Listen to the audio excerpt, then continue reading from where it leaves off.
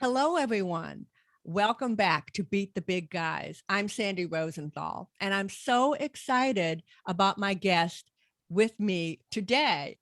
Ms. Kayne Darrell and I have had similar things happen to us in our experience speaking out for the public good. And we're going to talk all about that a little bit later. But right now, let me tell you a little bit more about my guest today. Ms. Kayne Darrell is founder of Citizens Against Titan. Her job was working as a community organizer and a volunteer coordinator to oppose the building of a cement plant in Castle Hayne, North Carolina, by raising awareness at the local, state, and the national level. Their goal was to keep Titan Cement out of New Hanover County, and they won. Congratulations. Thank you. Ms. Darrell did all this and other environmental and social justice projects too, in addition to working 21 years as a radiographer. So that's very impressive. So this was I understand it was a full-time job? Yeah, well, part-time. I also had two boys that I was raising along with my husband at the time. Well, that's a full-time job right there. Yes, it is. So that's very impressive that you did all this work, raised a family, and had a very good, very important job. So let's start. How about you tell your story about how you and the folks you work with actually stopped a cement plant from getting built, where it certainly looked to me, from what I read about it, it looked like pretty much a done deal. Well, thank you, Sandy. First, it's a pleasure to be here. And thank you so much for inviting me to come and share my community story with you. And also, I want to say kudos to you for all the amazing work you did in your own community, and also for doing this podcast. It's such a great idea. You know, I've always believed that these stories that we have are so important to share with other people. Um, I sometimes think about all the people, thousands of them really all over the world, who are fighting their own battles, for things that are important to them, things I want to protect. And I've always hoped that by sharing our story successes, just maybe, we could help others believe they had the power to win their battles too, right? Right. That just maybe we could help people believe that, or inspire them to write their own stories about how they became part of something that was larger than themselves. So I just want to say thank you for giving us this platform to do that. It's really You're great. very, very welcome. We are well on our way in season 2 of Beat the Big Guys. That's And great. so, and I continue to keep it going a lot longer. But thank you for those warm words. You're welcome. I guess I should start by maybe talking a little bit about where I live in Castle Hayne and give you a picture of that. It's a very small unincorporated area just on the outskirts of Wilmington, which is part of New Hanover County, located in the southeasternmost portion of North Carolina. It is one of the smallest counties geographically in the state, but it's also one of the most densely populated and rapidly growing. I think our population has doubled since we first moved here a little more than 25 years ago now. And we're probably somewhere around 225,000 people. So it's still not a city. It's still fairly small. It's just there's a lot of us packed into this small county. And while the development is creeping closer to where I live in Castle Hayne, this northern part of the county is still pretty rural and quiet. It's actually quite lovely. We have a lot of horse farms here and some small growers of corn and soybean and even cotton and tobacco sometimes. So it's quite a unique area. Our county, the western border is the Cape Fear River, which empties out into the Atlantic Ocean. And up in the northern part where I live, we are bordered by the northeast branch of that river. And then on the east is the ocean. So we've got some beautiful beaches here, lots of marshland and creeks and tidal areas, wetlands. We have a historic downtown area and a pretty vibrant and active culture and art community here. We have a university here as well as a pretty large movie studio. So it's interesting actually how these cement giants like to choose these idyllic towns where there's a river. a bit. It's funny how they hone in on those. Why is that? Well, Maybe you're apparently going to we talk have, about that later. yeah, well, apparently we have very good limestone here. And that's what they use to burn to make that. Well, they use coal to burn this limestone to make cement. And we apparently have very good limestone.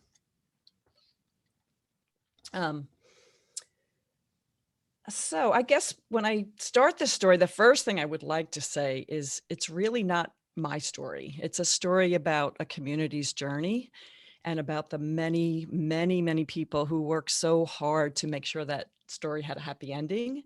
I will say I'm very proud to have traveled on that journey with some really amazing people, and I'm honored to be able to share the story. So I hope that I can do it justice.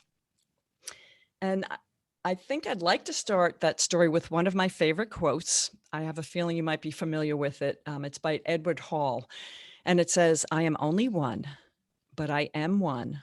I cannot do everything, but I can do something. And I will not let what I cannot do interfere with what I can do." And I thought I would start there because that quote really epitomizes what our movement to stop Titan Cement was all about. You know, we eventually evolved into a pretty impressive coalition made up of environmental organizations and doctors and lawyers and scientists and experts, and of course, lots of activists and citizens. But it did just start with just a few people, as these, true grass movements always do. And even as we grew, though, we still were just individuals, each with a common goal, but each of us knowing that we couldn't do everything, but we could do something. And so if I want to start at the very beginning, it would have been way back in early 2008, and it started at a county commissioners meeting as our commissioners were about to take a vote. And this item that they're about to vote on had been brought forth very quietly by a group of so-called business leaders who thought it'd be a really good idea to invite this foreign company to come here and build a cement plant on the banks of the Cape Fear River in Castle Hayne. Now, cement plants are one of the dirtiest, most polluting industries in the world.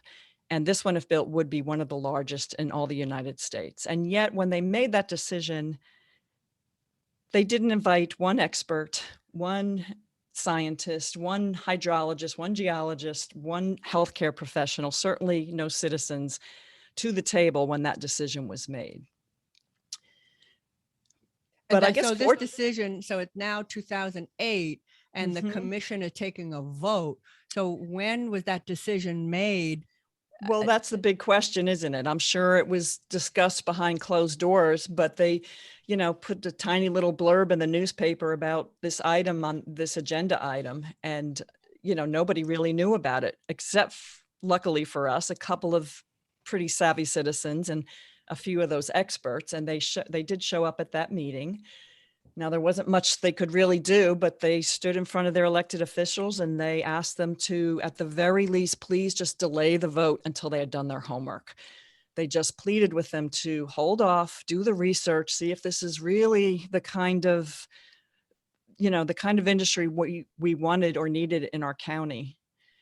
Unfortunately, those county commissioners didn't listen to their constituents, and they not only voted to invite Titan Cement to come, but they voted to give them $4.2 million in tax incentives to do that, our tax dollars. And now I can tell you I was not at that meeting, but I am pretty sure those people left that meeting feeling pretty frustrated, disappointed, angry, maybe even enraged. I know that's how I'd be feeling. And I always think that, they could have gone home and said, oh, well, we did what we could. You can't beat the giant multinational billion-dollar corporation, and moved on, but that isn't what they did. As grassroots movements start, they took their anger and their frustration, they turned it around into action. They started talking to their neighbors, their friends, the guy behind them on the checkout line. They did all that research that no one else had bothered to do. And then they built a website. They took all that information they had gathered, put it in one place so they could share it with the rest of us. They reached out to other places that they had heard about had won similar battles, such as Peter and Sam, who gave them wonderful advice.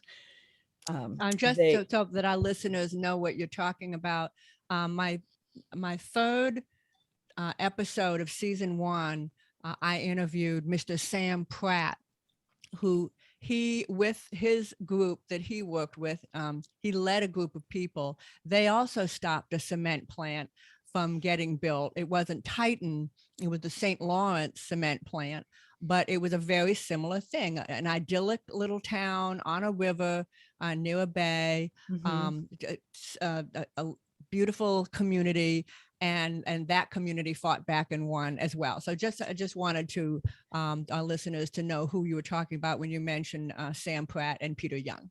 Yeah, it's funny. I remember to this day talking to them and, talking about how long that battle took them. And this was very early on. We were in our first year. And then I went, oh my God, 7 years. I'm not doing this for 7 years. And we actually ended up going 8 years. But it was worth it. It was. So back to our story. So this group of people ended up having some town halls and some fundraisers. And then suddenly there were all these bumper stickers and yard signs and billboards popping up all over town.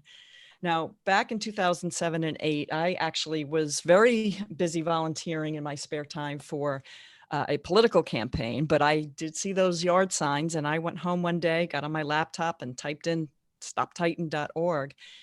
And what I found there was truly alarming. I learned that if built, the cement plant would destroy over 1,000 acres of irreplaceable wetlands. I learned that it would emit as much as 12 million pounds of toxins and pollutants into the air we breathe for each year they were in operation, and that they'd emit huge amounts of carbon dioxide, which we know is a cause of global warming. I found out they'd be draining millions of gallons of water out of our aquifer, as much as 16 million gallons per day, which would deplete our water supply and potentially contaminate our drinking water.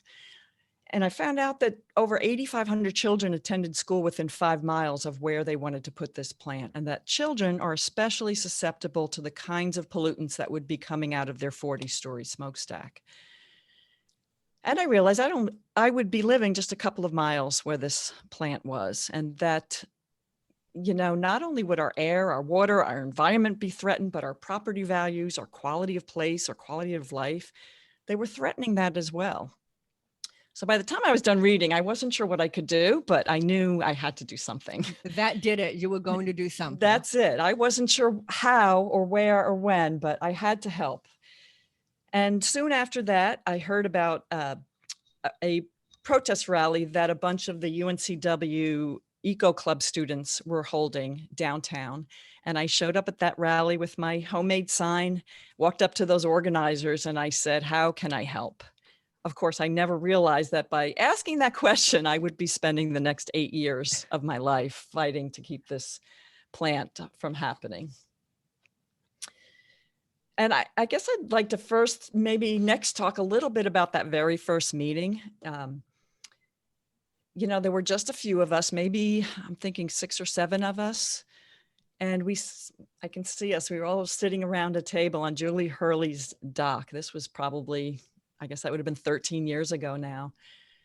And, I think what I expected to happen was somebody was just going to give me marching orders and tell me what I needed to do. But I quickly realized that nobody there really had much more idea of how to move forward than I did. Honestly, I don't think any of us really knew what we were doing. No one had any real grassroots organizing experience, especially not on a scale that was required for this. But I guess I could say we had a lot of determination and a shared belief, in the power of our convictions. We knew Titan was wrong for our community. We just, I guess, had to figure out how we were going to convince everybody else of that. And, when Titan first came to town, they did a really good job of utilizing what we like to call the polluter's handbook. Their executives had come here early, even before that vote. They were connecting with all the right people in town, spreading money everywhere to the schools, the soccer clubs, the civic groups. They became members of those civic groups, and they cozied up with all the local business leaders. made donations to all the right charities, told everybody they met how great they were going to be for New Hanover County. This wasn't their first rodeo. Just like Absolutely. Walmart, when they move in and build a city. I'm not saying all Walmarts are bad and unneeded, but Walmart has a playbook, and it sounds like Titan Cement did as well.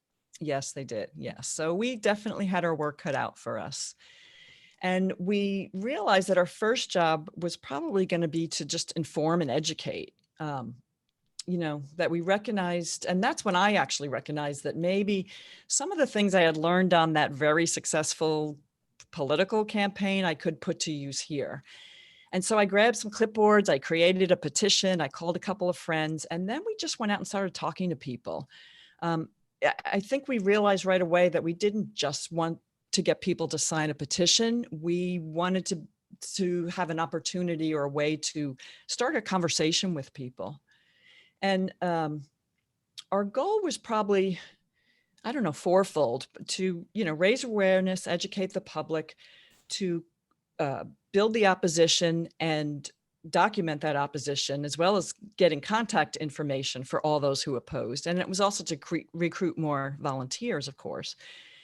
And, as we recruited more volunteers, we were showing up everywhere with those clipboards. We went to blueberry festivals and surf contests and farmers markets and triathlons, anywhere we could find a crowd. And within maybe 7 months, we had gotten about 6,000 signatures on that petition. And we were pretty proud of that. I mean, That's amazing. That was like 6,000 people that we had one-on-one conversations with. This wasn't an online petition in any sense of the word. That's phenomenal.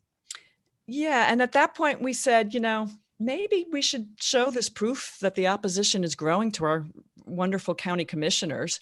And you know what? Why don't we have a rally before that meeting, and draw some media attention to this growing opposition?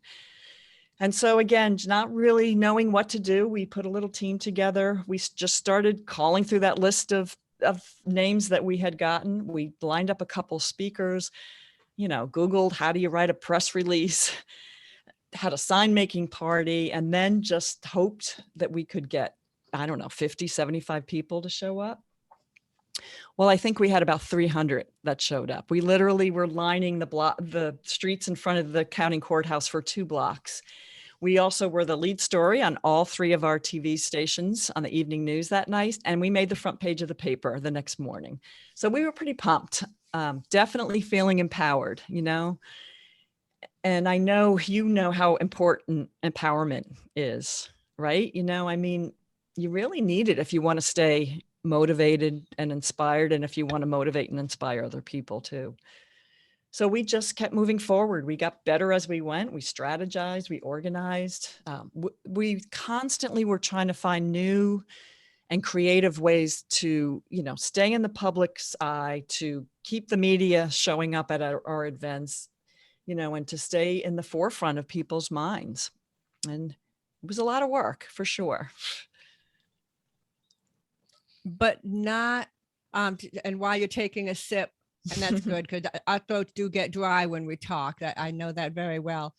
It is a lot of work, but it's not as difficult as it might seem. Our mutual friend, are you familiar with Mr. Ken McCarthy?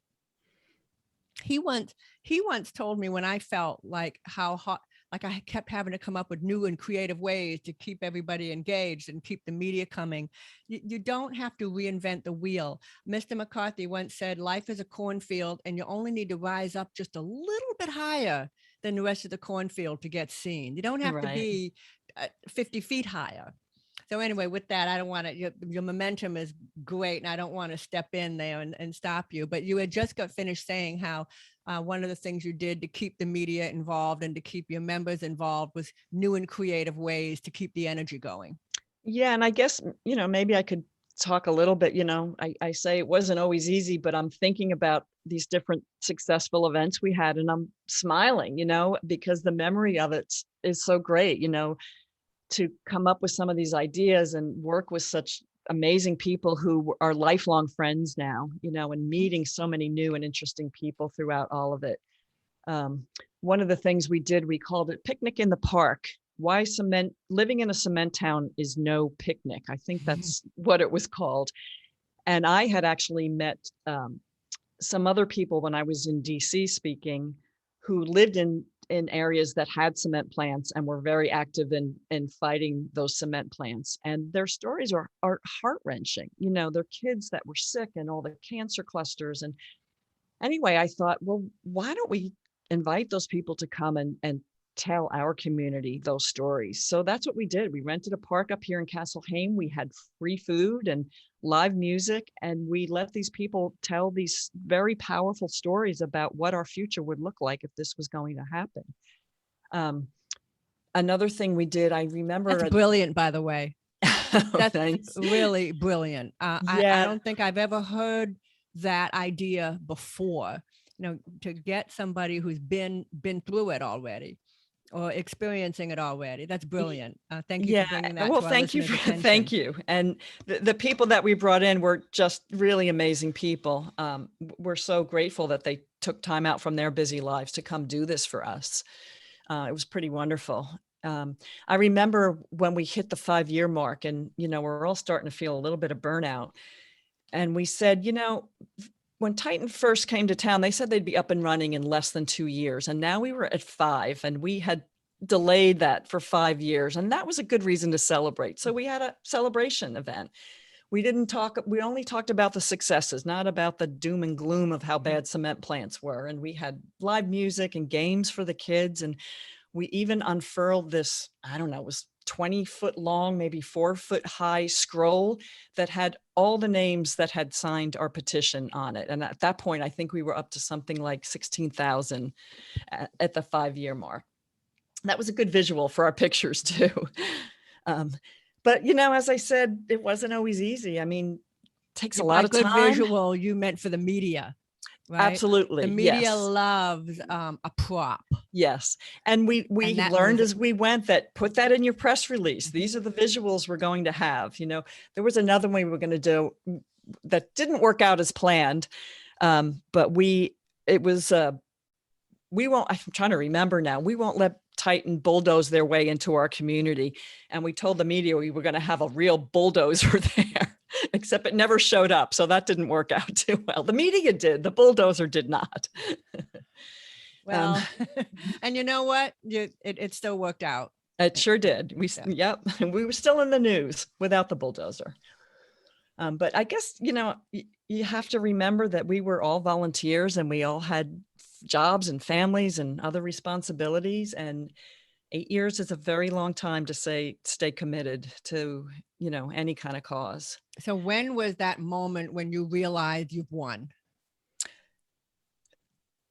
Well, there were rumors going around when we hit about the 8-year mark, and I refused to listen to them. We were still, in fact, at that point, it was maybe 3 months before they pulled out. We had a big fundraising event because we said, let's get new and different yard signs. So let's have a fundraiser, and we're going to try something different because we were starting to run out of good ideas. You know, let's start with, you know, new different yard signs because the other ones are getting really old. And we raised some money for that. We went and bought the yard signs, and we never did get around to using them. So I was just going forward. I wasn't looking side to side. I wasn't listening. And I was actually at work, and all of a sudden my phone was blowing up, and people, you know, news media is calling me and friends are calling me at work. And I worked in the emergency room. So it wasn't like I had time to talk to people about it. So it was, I think when I finally sat down and thought about it, I just burst into tears. You know, it had been so long and so much, and personally, a lot of sacrifices for me that I won't talk about here. You know, and I have to say that corporation that we were fighting, Titan Cement, they were nothing more than a big bully. You know, they did everything they could to intimidate us and to silence us. And I can tell you, though, that I think we were successful because we never gave up hope. We never stopped believing that we could win this thing. And, no matter how many times people would tell us, you're wasting your time. You cannot It's a beat the done deal. multinational It's a done billion-dollar deal. corporation. Right. 8 years of being told that, Titan Cement's going to come. They're going to destroy our wetlands and pollute our air and water and threaten our drinking water, our wildlife habitats, our health, the health of our children. And there's not a damn thing you can do about it. But of course, we did stop them. You did. We did. And I like to, again, think we stopped them because we always insisted that we could. And I'd also like to say that, you know, maybe it just comes down to people saying yes, yes, every time you ask. Yes to getting up early on a Saturday morning to go knock on doors or to phone bank on a weeknight after you've been working all day, or yes to showing up at all of those rallies and protests and marches that we held, to showing up at community meetings and organizing petition drives. Maybe it was just yes to, yeah, I'll sign your petition. Everybody doing something. Nobody can do everything. And I will say that petition, by the way, had almost 20,000 names on it by the time it was all said and done. Absolutely amazing. That is incredibly impressive. So, and that feeling of wanting wanting to cry. I mean, but that was a good cry. That's a good reason to cry. It sure was. How amazing and how wonderful. Well, there's so many things about your story that stand out to me as just so incredibly important. I wondered if we could talk a little bit more about it. For example, in the very beginning, you said something so interesting, that there really wasn't direction, that everybody was kind of looking around waiting for direction. And I totally understand what you mean. People don't wake up one day and say, I am going to be a civic activist and community leader, and I'm going to stop a cement plant. Okay. That's so true. And so in the early days, I can very much appreciate that feeling. So even though you didn't have direction yet, you all had heart, and you all cared.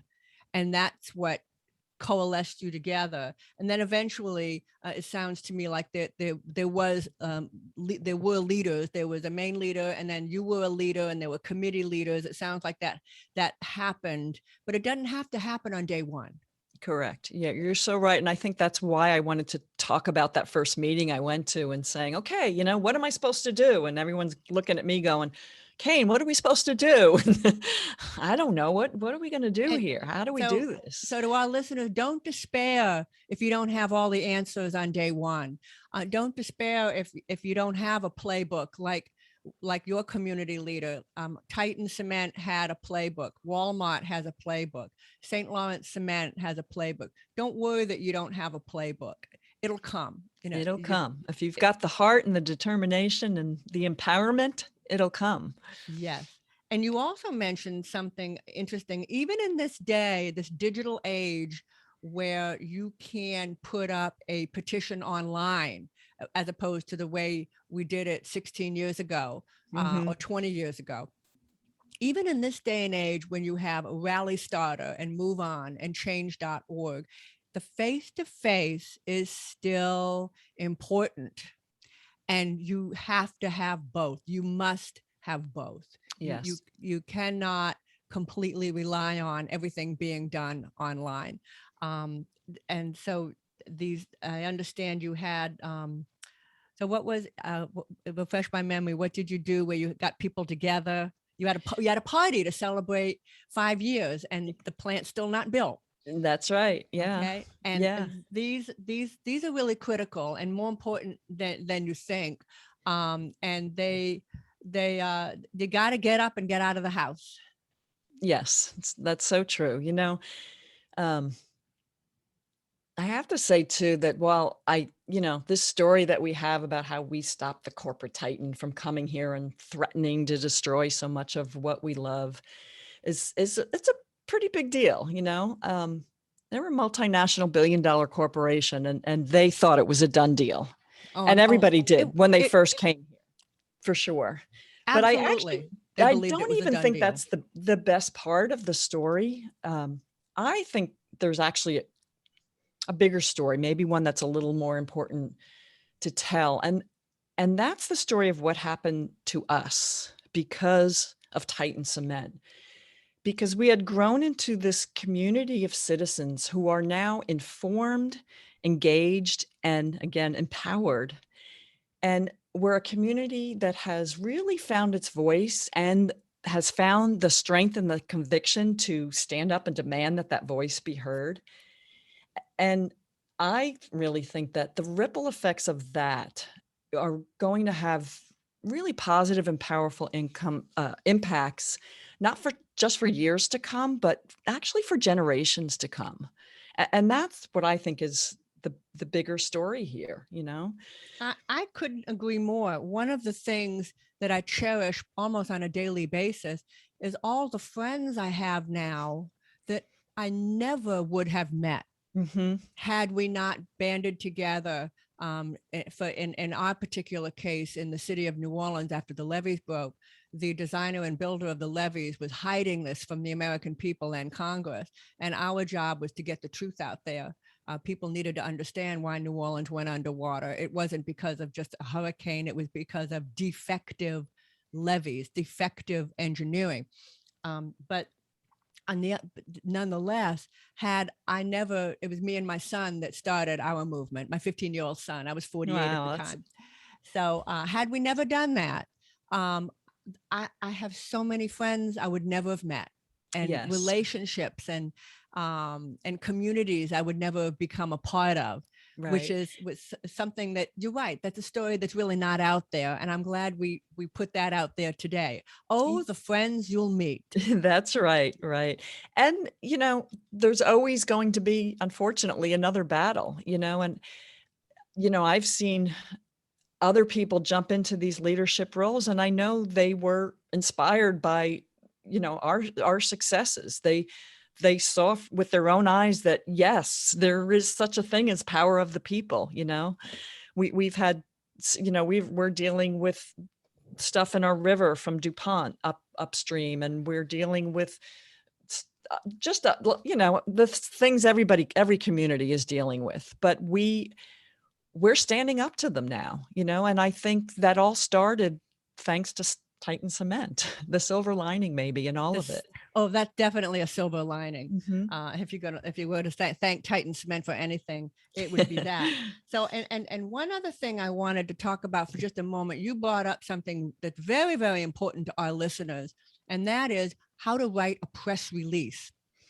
And what I did when I'd never written a press release in my life, and what I did and what I can recommend to our listeners is just go pick up any newspaper and look and see how a news article is written, and you've got your template right there. That's You a know, good point. they Yeah. always put in the who, what, where, and why in the first one or two sentences, and then there's always a quote from somebody in Hmm. maybe the second or third paragraph.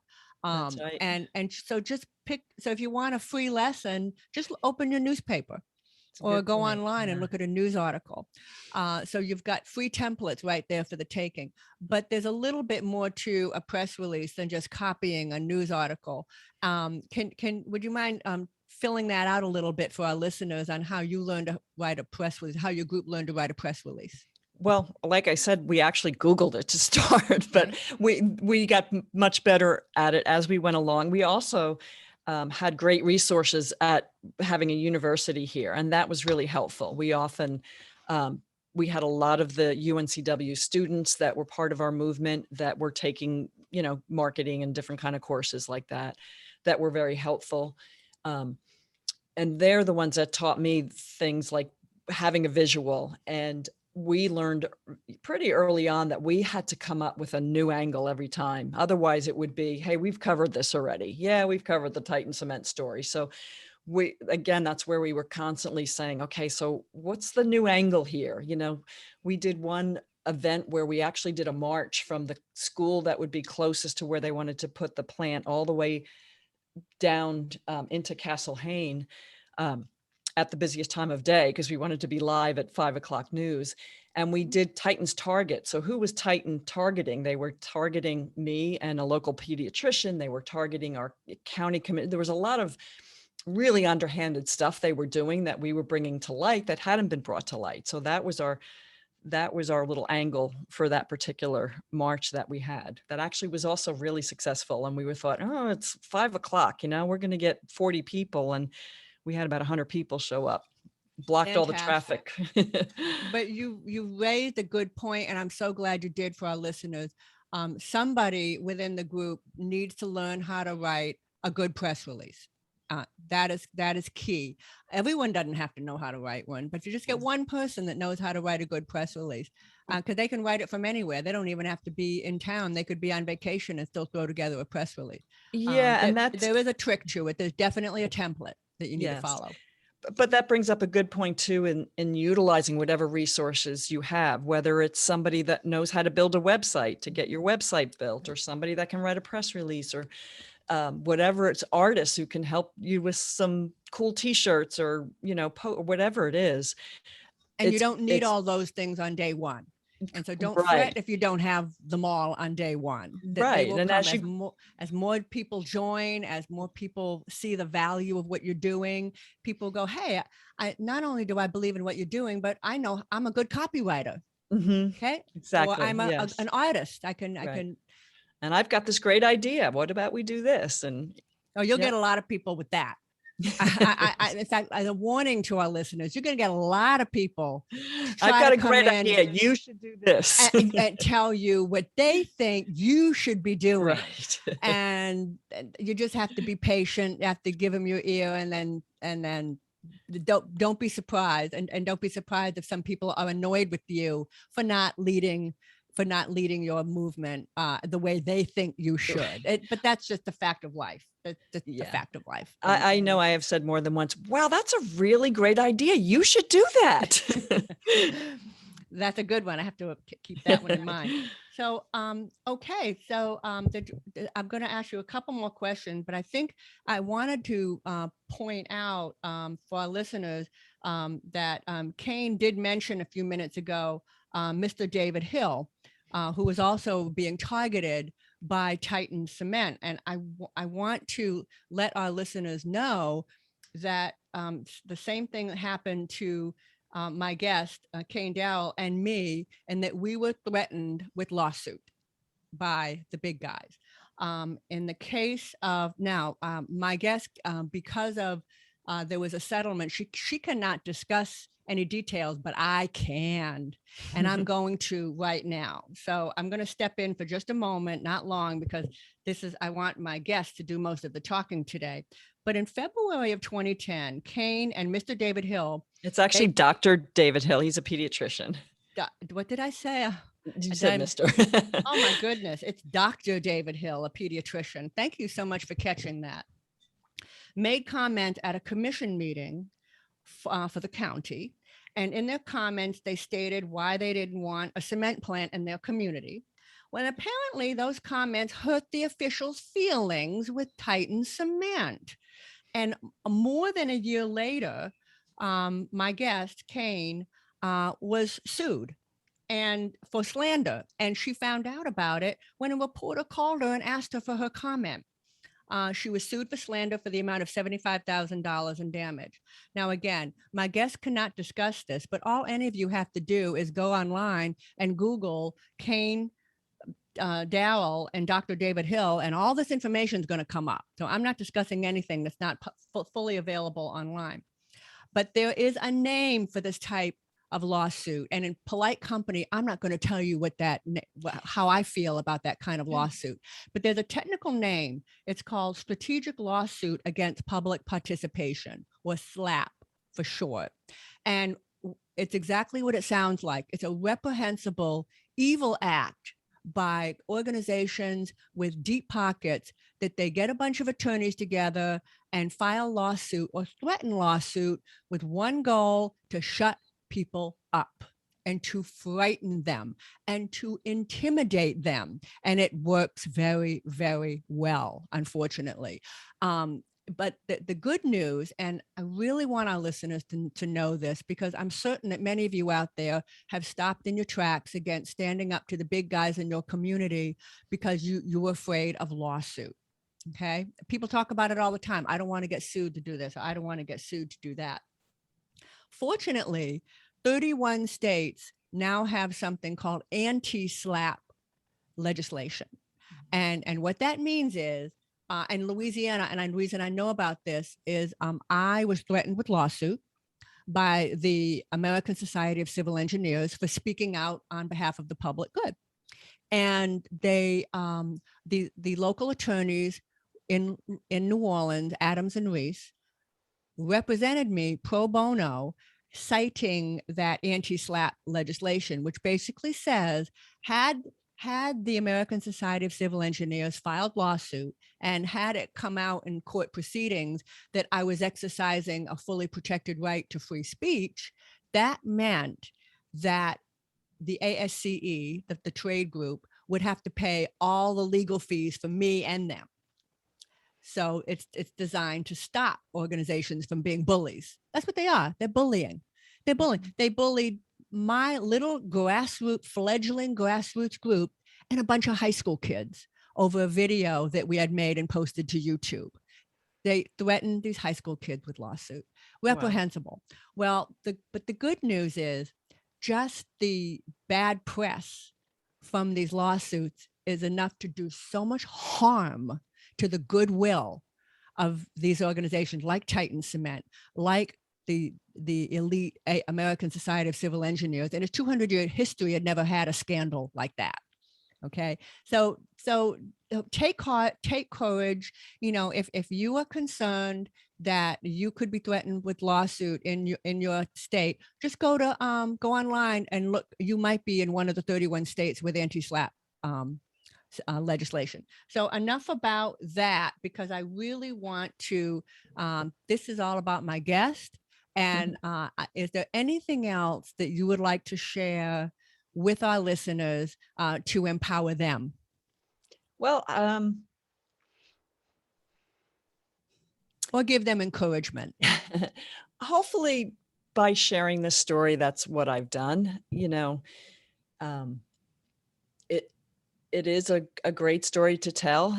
It was a lot of work, but it was a lot of growth. It was an amazing journey for me. And again, like I said, for my whole community.